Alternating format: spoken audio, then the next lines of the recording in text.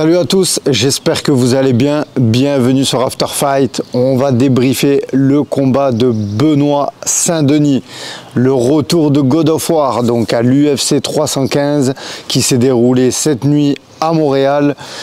Alors, sincèrement déjà, Benoît Saint-Denis qui gagne son combat au deuxième round, étranglement bras-tête. Donc franchement, belle performance de BSD.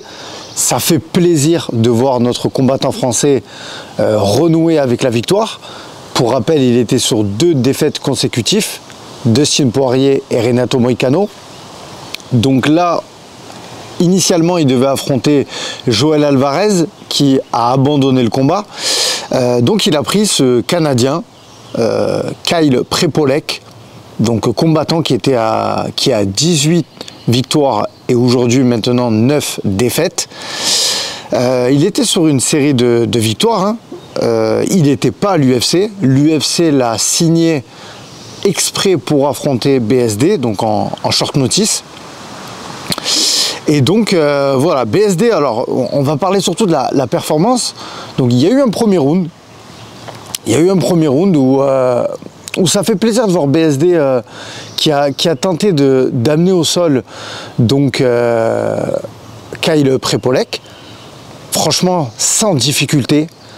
Franchement, faut reconnaître que Benoît Saint-Denis, on l'avait vu face à Dustin Poirier, il a une facilité à amener ses adversaires au sol et à leur prendre le dos, un peu comme ce qu'il y avait eu face à Bonfim. Et là, on a eu le même cas de figure. Franchement, quand vous voyez la facilité à laquelle BSD amène son adversaire au sol et direct lui prend le dos, on a l'impression que c'est facile.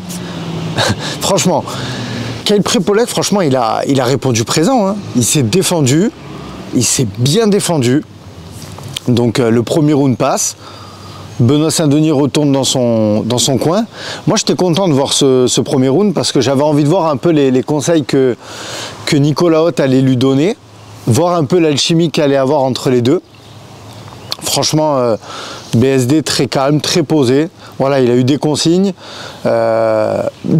qui étaient vraiment rapides et concises. Franchement, ça a fait le taf. Et dans le deuxième round, donc on a eu, j'ai envie de dire, on a retrouvé un peu le BSD qui a là la bagarre. Clairement, il a voulu échanger avec Prepolec. Et c'est là que clairement, j'ai eu à un moment un passage lors des échanges qui se sont donnés. J'ai eu un passage face à Dustin. J'ai dit oulala. Là, on était reparti dans une bagarre de bar. Clairement, ça a envoyé des crochets. Et d'ailleurs, à un moment, il y en a un qui est passé. Il y en a un, BSD, sur cet échange-là, il se fait toucher. Franchement, il se fait toucher. Et direct, il plonge, il change de niveau. Et ça aussi, faut avouer que BSD, il a cette capacité à, dès qu'il se fait toucher, à direct changer de niveau et pas prendre de risques. Mais franchement, Kyle Prepolec, pour moi, il n'avait pas ce KO power. Franchement, si c'était un adversaire plus dangereux en face, ça aurait pu lui coûter cher. Franchement. Et certes, BSD, il a pas envie, j'ai envie de dire, de se dénaturer. C'est un combattant, c'est God of War, c'est le dieu de la guerre. Donc forcément, ça va pas être le combattant, vous voyez, qui va être sur le pied arrière, il va pas se transformer en contreur. Il va aller de l'avant. Mais je trouve que c'est extrêmement dangereux. Franchement, c'est trop dangereux. Surtout qu'on le sait que récemment, il travaille énormément sa boxe. Il est aussi au niveau du pied-point, il est dans le club du Mamoudi Gym et ils l'ont dit, il a des grandes lacunes dans le pied-point. Donc franchement, échanger comme ça, j'ai trouvé ça risqué. J'ai dit wow, parce que pour moi, quand il échange comme ça, BSD, alors attention, c'est aussi dangereux pour lui que pour son adversaire. En fait, c'est un peu, vous prenez une pièce, vous la jetez en l'air et selon à laquelle elle va tomber, un des deux va tomber. Donc franchement, j'ai trouvé ça extrêmement dangereux. C'est passé. Derrière, il y a eu le bon choix de changer de niveau, d'amener au sol Kyle Prepolec. Et voilà, il prend le dos. Il arrive justement à mettre les crochets. Franchement, voilà, il le ramène au sol direct. En plus, franchement, il tombe bien dans la bonne position. Directement, il saisit le bras-tête. Et franchement, ça a été rapide. Hein. Ça a été rapide. Hein. Un peu comme Makhachev quand il avait pris Charles Oliveira. On a vu que le bras-tête, quand vous êtes bien placé, et d'ailleurs BSD l'a extrêmement bien placé. Attention, commencez pas à m'allumer en commentaire, et j'ai pas comparé le bras-tête de BSD et celui de Makhachev. Je parle juste sur la rapidité et la vitesse d'exécution. Voilà, de toute façon, si vous avez pratiqué un petit peu, quand on place bien le bras-tête, franchement, c'est une soumission où vous tapez très vite, hein, parce que ça peut vous exposer la mâchoire si vous résistez. Donc franchement, voilà, victoire de BSD, ça fait plaisir. Derrière, il prend le micro pour parler de sa performance. Donc voilà, il remercie son staff, il dit qu'il a appliqué le game plan, qu'il a été dans le premier round, il a été très stratégique. Dans le deuxième, il s'est fait plaisir. Voilà, comme il l'a dit en conférence aussi, ça c'est l'instinct du combattant, hein. Il a senti qu'il y avait la place, mais il a aussi senti que son adversaire avait un menton, hein. Et d'ailleurs ça s'est vu, hein, franchement, quel Prépolek qui a montré qu'il était dur au mal, hein, franchement, pour un combattant je crois qu'il est classé plus de 200e. Les gars, c'est un combattant, il est même pas à l'UFC, donc franchement, arriver à tenir plus d'un round face à BSD, moi j'ai trouvé ça beau, clairement. Et BSD qui a call out Gamrot. Donc là clairement, il a aussi call out Justin Gaethje. Là on a vu BSD, hein, il est revenu, hein, on a vu le God of War qui a repris le pas sur lui. Bon, il nous a pas sorti, il n'y a personne qui fait 3x5 avec lui. Vous voyez, mais on n'était pas loin dans les gars, je suis de retour et je suis prêt à prendre n'importe qui, clairement.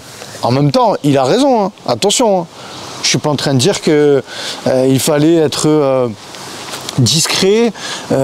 Non, il a affiché, il est prêt à prendre Gamrot, il est prêt à prendre Gaethje, et clairement aujourd'hui il est dans le top 15. Je pense que le fait d'avoir pris Kyle Prépolek, enfin, c'est un combat, comme je l'ai dit dans le match-up quand j'avais fait un petit peu l'analyse, c'est bien qu'il a affronté cet adversaire parce que Joel Alvarez, c'était un combat où on allait le mettre dans le dur, hein.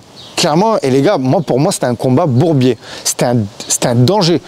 Et de toute façon, là, on le sait que le prochain combat de BSD, ça va être danger. Franchement, ils vont pas lui faire de cadeau. Donc, c'était bien qu'il y ait eu ce combat-là.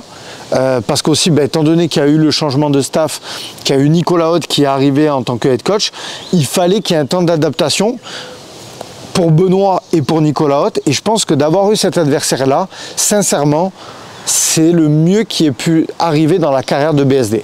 Donc voilà, donc franchement, voilà, attention, hein, je ne suis pas en train de dire du négatif dans la performance, pas du tout, c'est magnifique. Tout ce qui a été fait, c'est une belle performance.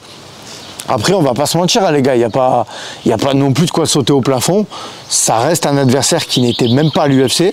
Mais en tout cas, ça fait plaisir. C'est un combattant français. On est chauvin, on est content pour lui qui prend du vert.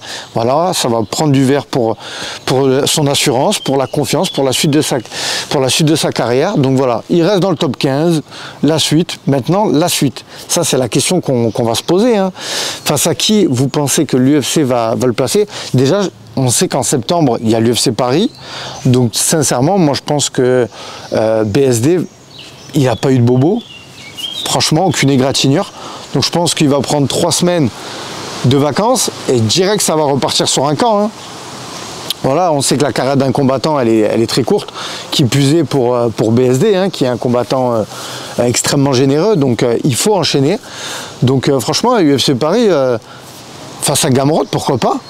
Je sais que Gamrot il est booké, donc si lui pareil il fait une belle performance derrière, franchement un Gamrot BSD à Paris, moi je signe, hein. Donc voilà, moi je pense que c'est le match-up qu'on pourrait se diriger, ou bien Justin Gaethje aussi, hein. Franchement, Justin Gaethje, vu que là, ça y est, Makhachev va monter de catégorie. Normalement, on sait que Ilia Topuria, je pense, va affronter Charles Oliveira Je pense que ça va même être pour il va avoir une ceinture intérimaire. Hein. Ça m'étonnerait que Makhachev reste dans la catégorie des 70 kg, étant donné qu'on sait que sur ses derniers cuttings, il avait extrêmement du mal à faire le poids. Donc voilà, donc en tout cas, la suite s'annonce intéressante. Ça fait toujours plaisir d'avoir BSD dans le top de cette catégorie. On a aussi Faresiam, hein, attention, qui est pas loin. Donc voilà. Dites-moi vous en commentaire ce que vous avez pensé de la performance de BSD et face à qui vous voudriez le voir pour la suite. Les gars, je vous souhaite de passer un bon dimanche. N'oubliez pas de vous abonner à la chaîne, de liker la vidéo. Ça aide un maximum mon travail After Fight et je vous dis à bientôt. Bye bye.